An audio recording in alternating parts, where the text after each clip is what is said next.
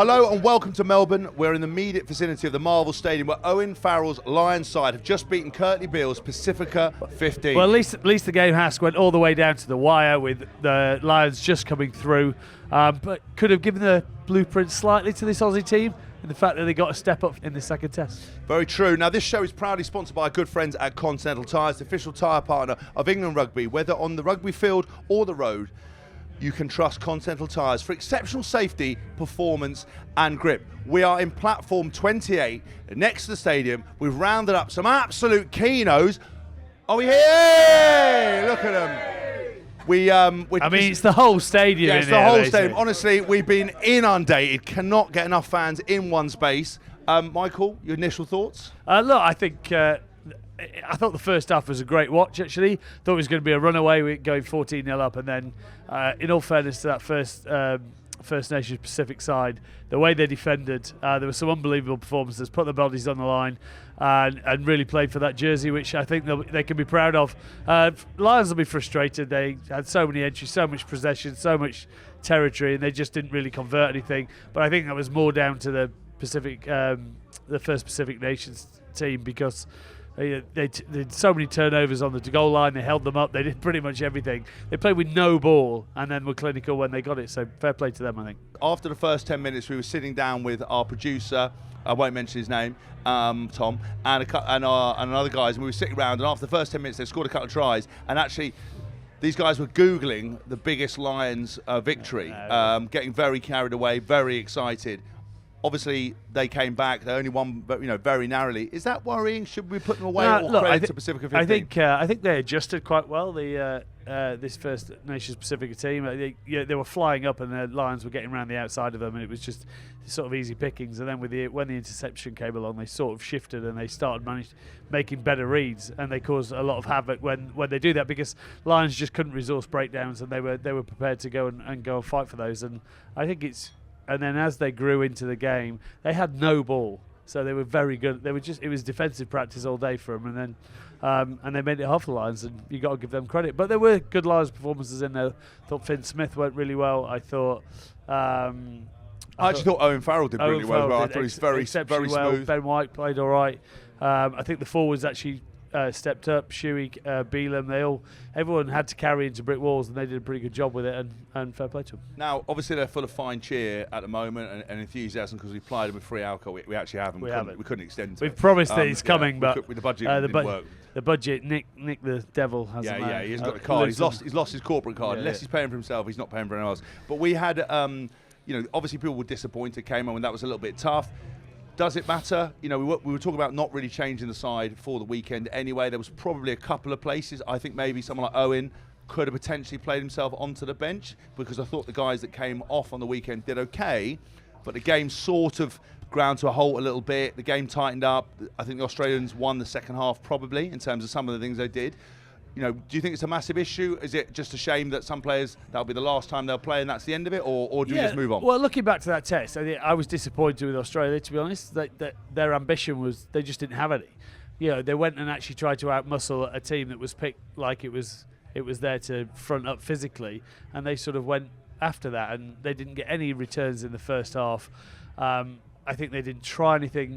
What we've been used to, if we go back to the autumn with this, and when they played England, was their ability to get the ball to Jorgensen. And, they were fortunate with his try and the box kick, and a great play by him and finishing it off. But they just didn't really try anything. And what I would hope is they will learn from this, that they have to step up physically and they have to disrupt the Lions' ball. But then also they've got to have a go. They've got to try and get their offloading game up. Again, the Pacific, well, they didn't have any ball, but they've got to try and do something differently. I was a little bit disappointed.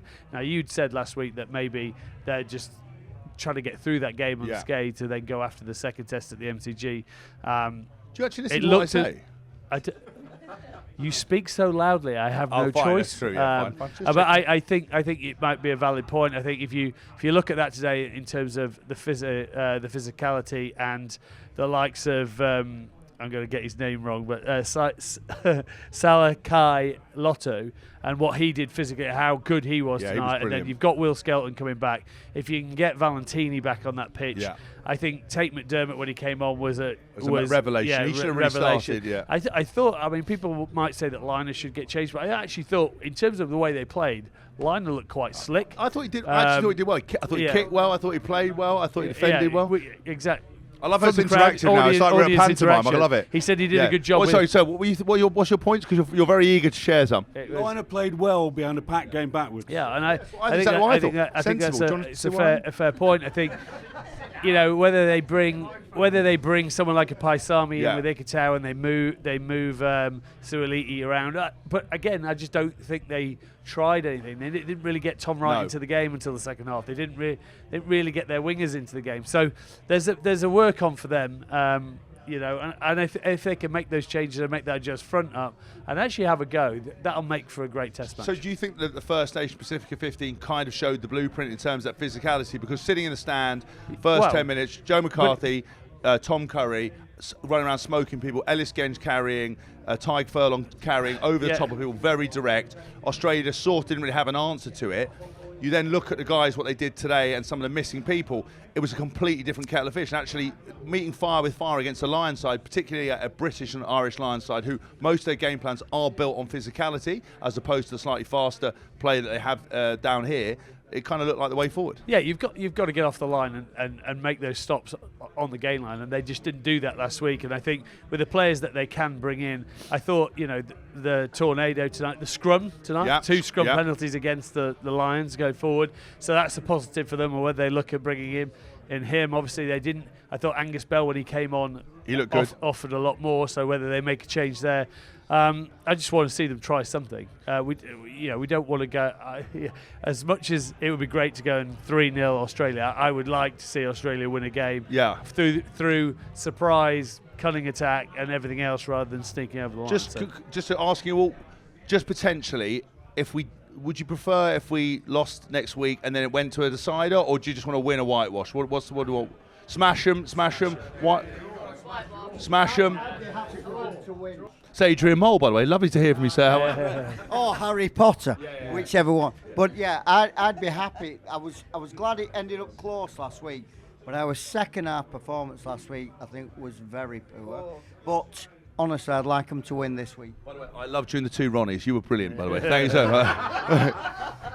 But no, you heard it. I think. Listen, personally, from my perspective, I obviously want to see the Lions do. I want to see the Lions do well. I want to see them play well, but I think there hasn't been a lot of jeopardy. I thought tonight was probably the most jeopardy we've had on tour. I think the coaching staff of Amunga, Kefu, Glenn Ella did brilliantly well. Legends of the game. Remember, they put this team together. They're staying in the same hotel as us. We interviewed Curtly Beale. Unbelievable show, by the way. If you haven't listened to it, do check it out. You can pick it up on our social channels, on our YouTube, on Spotify. He's had an amazing journey, but talking about what it meant for them as well. It's really nice when that chemistry of kind of fighting for recognition, fighting to kind of to outperform, trying to bring some real meaning to what these guys are trying to do, and delivering a performance. That's really important. Yeah, it's all about the brotherhood and bringing all of that together and wearing it on the sort of heart on the sleeve. And they did that, and they should be massively proud of that. And you know, and I think it has shown Australia that they've got to make sure that they deliver that on the weekend, because there's people who will do that. In terms of the Lions, who do you think played well? I mean, before, and I've sort of asked you a question and made a statement, my favourite thing to do. Laugh about you, let's talk about me. I thought, obviously, Darcy Graham, incredible to get an opportunity. Gutted for him. He's so lively when he gets the ball, and then you can see how devastated he was when he goes off, and you just don't want to see people like having that opportunity and then taking it away. Whether he would ever get a shot at going straight to get in the test match, but that doesn't matter. He just wanted to play. But a lot of people thought that he should have been on the tour in the first place. 16 minutes, got his head taken off, scored a try, did some good runs, did his ankle. It's a lot to pack in 16 minutes. Yeah, it's true. I don't think that was a yellow card, by the way. I think okay. I would prefer. Can we talk TMOs? Yes, we can. I'd they love fuck to. off out the game. Yes, I'd like. Yes, because I reckon we wasted 15 minutes having to watch replays that he could have just made the decision, said to the referee, "That's a knock on." Why do we have to go watch it for 3.5 minutes to do it? It's something that they need to do better because it's just it's just dead time. That we don't like you. As people, you're lovely, I'm sure, but we don't want you to get. But just give them the power where I don't understand why you have to notify someone to then tell them to go watch the video. Just go, oh, by the way, it was a knock on. Let's go back. I'm getting the word snitches. That's just what I have. But snitches who like their own voices. Yes, this is very true. And are happy to be promoted as snitches. This is very true. Oh, I would like to come in. But fuck off. I also think with someone like Darcy as well, you see that amount of passion it means to him, how important it is to play for that shirt. Obviously in 2017, we had the kind of the Geography 6 or whatever they were at the time. It's sort of, people can get a little bit funny about it. I thought those guys who came off the bench today, each one of them tried to apply themselves. You see how much it means, and sometimes it's luck of the draw with the Lions. Like, you had an incredible career, for example, unbelievable player, but didn't get the opportunity. No, I know, so I'm not trying to rub it in. I was being serious. Yes, I've never played for the Lions. Thank you. Seriously. So if you want to take that shirt off. Robbed. How much are you paying him? Look, it's just, that's the nature of the beast. I think now with how, but we said this before, if I was playing today and I wasn't picked in the Lions, I would be holidaying in Australia. Yeah, 100%. Because practicality, jet lag protocols and everything else, you're not going to be flying people all around the world unless you've got that time to sort of to let them recover and everything else. So everyone should just but George, Jamie would have bitten his arm off, and he was getting ready to play a game anyway. So he was the next best choice. But the few that they've picked up this week specifically for this game, you could travel over here and there's a good chance you get. I will say, so we touched on TMO, we kind of glossed over it. You said you thought that what probably wasn't even a yellow. Am I wrong though? A year or 2 years ago, that would have been a red card, or am I making that up? Yeah, possibly, because it was a shoulder to shoulder with then the whiplash effect taking his head into his shoulder. I just feel, Darcy Graham's little and he steps and he drops as he steps in. It's I think you're asking a lot of people to suddenly change their body height before he changes it as he's stepping in, and if I don't know, I think if the impact's on the shoulders and the secondary movement is the head hitting his shoulder, I think it would have been fine with a penalty. Get on with it. I don't think anyone would have moaned about it. And you just crack on. The Australian commentator, I'm not sure which one said. Mate, I'm loving them at the moment. They're loving because they've got zero tolerance for the TMO. No, zero tolerance for TMO, and they sort of over in sort of well in the UK, we try to be slightly more neutral. These guys absolutely love it, and that's what I really enjoyed. Especially with a little bit of feist in the first half, and the people getting in each other's faces. That's what makes rugby quite special. I quite like that. I was going to just ask you what I asked for. You started talking about players who who you thought? Just give me a couple of guys you thought. I thought Ringrose when he came on was outstanding, to be fair. And I think he's going to be. He wasn't fit last week, so he's going to throw his name into that hat. I thought Finn Smith was actually pretty very smart good, at what he did off the tee. A little bit probably frustrating for him. I thought Ben White was solid. Will we see anybody pushing themselves in for this test on the bench? Yeah, well, I would. It depends how I picked that they would have gone 6-2 last week. So what you don't really know what he's going to do and how he's going to do it. I think Ringrose would make a better bench guy, probably. Does Owen Farrell push himself onto the bench instead of Marcus Smith? I don't think so, because Marcus can move everyone around to cover positions with Marcus on the bench. That's why he's so good, and he is very good at getting himself in the game and actually, like with the Lions, you need people who can also come on and make an impact because they want to get involved, and that's Marcus Smith's greatest strength, is he will find a way of getting himself in the game. And then with him on the bench, he allows, if there's a problem at centre, Tommy Freeman can move into centre. If there's they can easily slot in without making much. If you're going to pick 3 on the bench, then yes, you could change that around. But whether they will or not, we've assembled a panel of some of the most elite experts from the British Isles. They have years. Looking at the age of them, they have years and years. Honestly, some of them, some of them hundreds of years. Yeah, hundreds of years. They're like oracles. It's a real informed gang. Who would you put in on the bench from the side? Were you changing? Would you keep it the same? Jamie George, you put him on the bench? Anyone else? Farrell, anyone else? Kinghorn did play well Kinghorn? today, to be fair. Okay. I think he was good. Kinghorn to start. Which we would have said beforehand. Yes. And yeah, we would have definitely picked him. Pollock on the bench. Oh. Now it's time for The Blind Side, brought to you by Howden, global insurance brokers and principal partner of the British and Irish Lions. In both insurance and rugby, when the unexpected happens, Howden have got you covered. Except me, I'm uninsurable.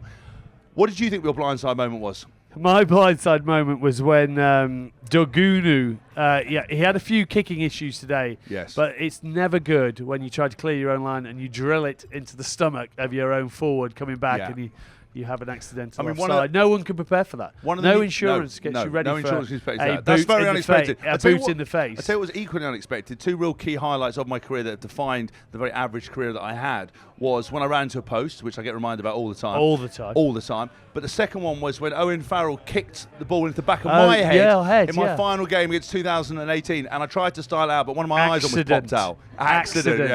Yeah. Well, I mean, for me, a Howden blindside moment for me would be. I thought that scuffle. I think Henry Pollock did not see the fight back from Seru coming, but never mess with a man who has business in the front and party in the back, because the volume on that lid. I did think at the end of that he was like when you shouted at your dog and the dog's lying on the back. He did.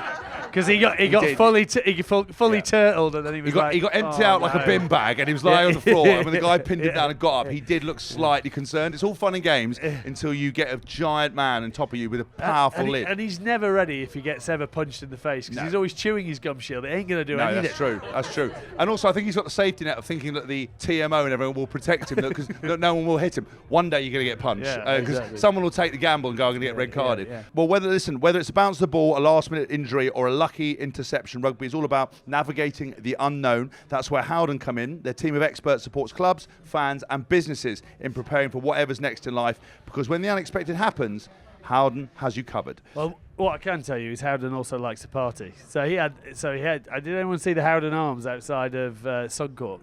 It was. You were very excited about that. That thing was rocking. Yeah. In there. Have you lot been partying hard? Well, they're not let you in. Well.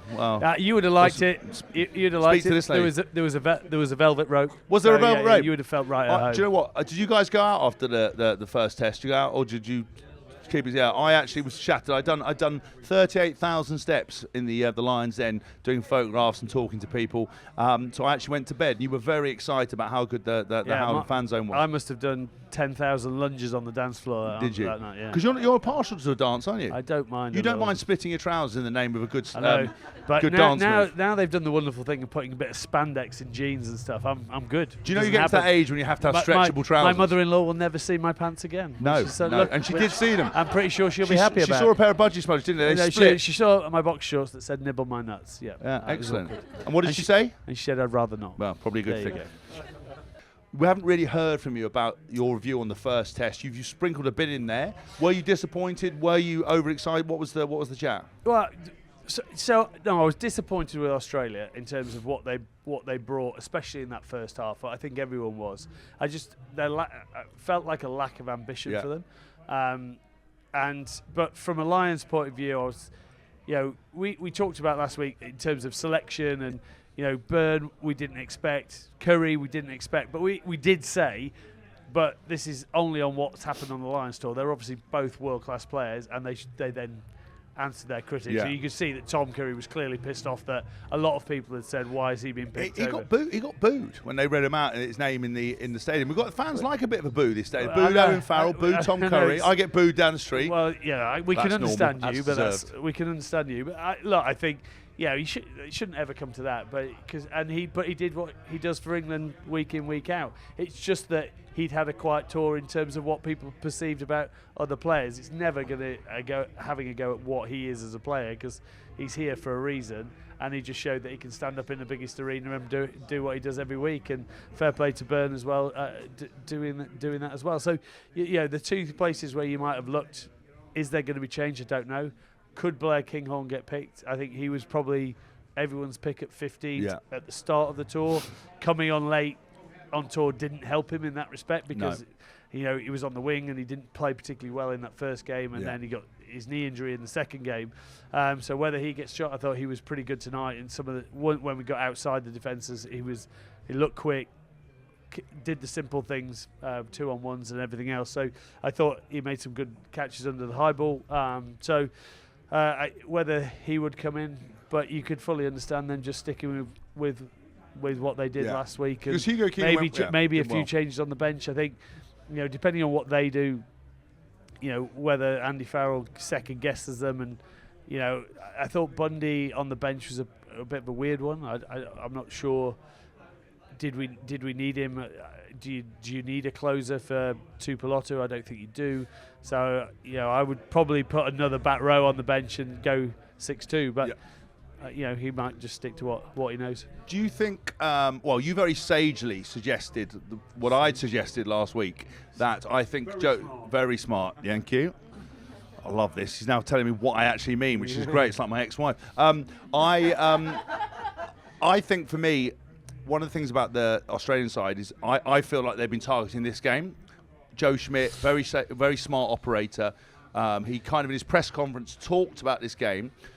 We're going to see some changes. We're going to see some learnings from tonight about the physicality. What do we need to see from the Lions? Look, I can't believe I'm about to say this. I think you actually may be right. I think it looked to me like they were holding back. They didn't try any creative. We talked about all week about him analysing our defence, finding some weaknesses and coming up with trick plays that were going to do it. I don't think we really saw any of that. So, whether he's going to make wholesale changes in the types of bringing Valentini in, to change that back row, whether he brings Will Skelton in, whether he brings any players in from tonight, the Tornado in at the prop, does he put Angus Bell straight in? Yeah. So there could be a big shift. I don't think there'll be a massive shift in the back line, whether Tate McDermott had come in, whether he brings a Paisami in, or whether he puts a Paisami on the bench.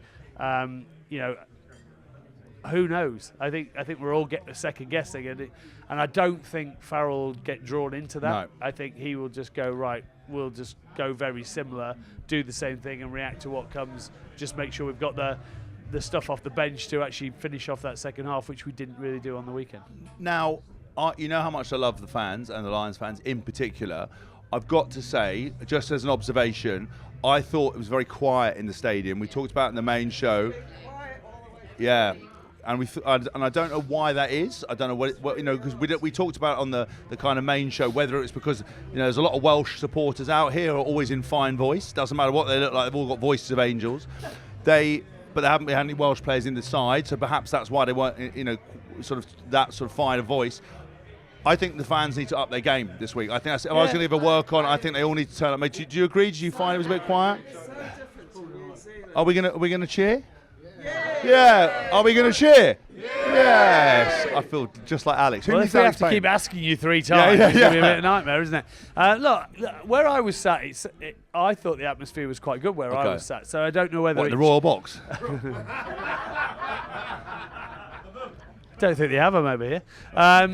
So don't tell me you were with the normal people. Well, no, I was sat next to David Howden actually. So. Oh. Yeah. It was by the tunnel. But whether it's just where you are in certain sections, and I don't know. But if some people are saying it, then it obviously has to, and we have to infect everyone around. Look, yes. Okay. So then, yes, we need to bring our A game. Okay, perfect. You going to bring your A game? You lot? Yeah, okay, well done. Listen, we've got a reminder, if you want to catch the second test between the Lions and Australia, you can stream it on Sky Sports with Now. Sky is the only place to watch the last 2 tests in the UK and Ireland live. Live, that is, because once it's on repeat, it's not the same. Do remember, it's very easy to stream Sky Sports with Now. You get instant access to all the action, and you get to add or remove memberships whenever you want. Clear your diary for Saturday morning. Coverage of Australia versus the British and Irish Lions gets underway at 10 a.m. on Saturday morning. Head to nowtv.com and stream Sky Sports instantly. You've got to watch it live. Will you all be building up? Will you be getting on the smash early on in the day? Oh, yeah, really? What were all the fan zones like? What was the city of Brisbane like? Yeah. Very good. So obviously players have a go-to game plan. So wake up, maybe a bit of stretching, pre-match meal, get together. What do fans do on game day? Much the same, similar. Stretching, bit of stretching, bit of yoga. When do you have your first drink? When's that? When's lunchtime? Like what? Is it all set? Do you all sit around a clock waiting? What? I went Not before. Oh, never before 12, because before 12's a problem. 12 onwards is just building up. Yes, that's it. I went. So if they started selling free drinks at 10, would you start or would you abstain? Oh, you'd be in. Okay, so basically the rules only apply if you're paying for it, and then it doesn't matter. Yeah. It's 5 o'clock. It's 5 o'clock somewhere, isn't it? Yeah. I think I went for a little walk down by the river. There were a lot of people like doing their organised runs. Really? Yeah. Lots of lions. I'm not sure this lot are doing it. Not sure any of here. Running has maybe happened a little while ago. I just saw it as a justification for what was to come. I trained on game day. Yeah, no, I can't run, but I'm sexy as hell. Have you not seen? But we were. Madam. Madam, please. I think that'll be available on Thursday after we've done our budgie smugglers somewhere down in the peninsula. And honestly, judging from my social media, you'll never starve the photos of me with my shirt off, so I don't think it's really a problem. And if you are, he has his OnlyFans. I do have it. Yeah. We'll talk about that later on. We'll be back on Thursday with all our reaction to the team test news and full match preview for the second test. If you're in Melbourne, you can get tickets to that show with special guest Justin Harrison. Wow, if you remember Justin Harrison, 2001. The Gug, the plank. Called? A plank, a plonk, what was he called? An ape, a plank, and a plod. An ape, a plank, and a plod, Justin Harrison was called by Austin Healy, which, rich coming from Austin, I'll be honest with you. One of the greatest tourists, though, Justin Harrison. Amazing, isn't he? Big man. Big man. He gave me a hug, and it was like hugging a bouncy castle with some of the air let out of it. So we're very excited to hear what he's got to say. The show is at Amy Park, and we'll start at 4:30 before Tins and.